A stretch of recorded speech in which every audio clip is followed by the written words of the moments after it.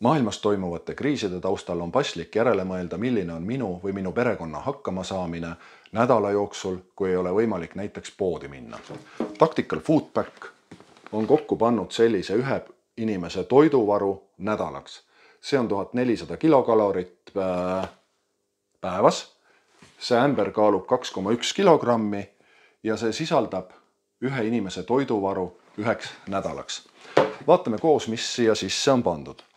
Üks oluline asi veel, mis väärib märkimist, on see, et see toiduvaru säilib kuni 2030. aastani. Kasti avades võime näha, et siin sees on sellised väikesed toidupakid.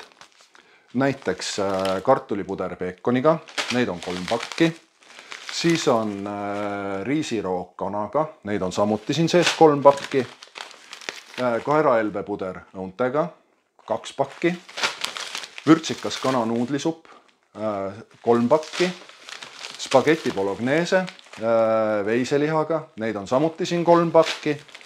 Siis on riisipuding vaarikatega, 3 pakki. Tatrapuder kalkuniga, 2 pakki. Siis on Vahemere hommikusöök skakuska, kui ma nüüd õigesti hääldasin. Lisaks sellele on siin sees veel ka selline süütepott tule tegemiseks. Neid on 3 tükki siin sees. Siis on tikud, et oleks võimalik vesi keema ajada. Ja lisaks sellele on siin sees ka lusikas. Pakilt võib veel näha, et toidu valmistamine on väga lihtne.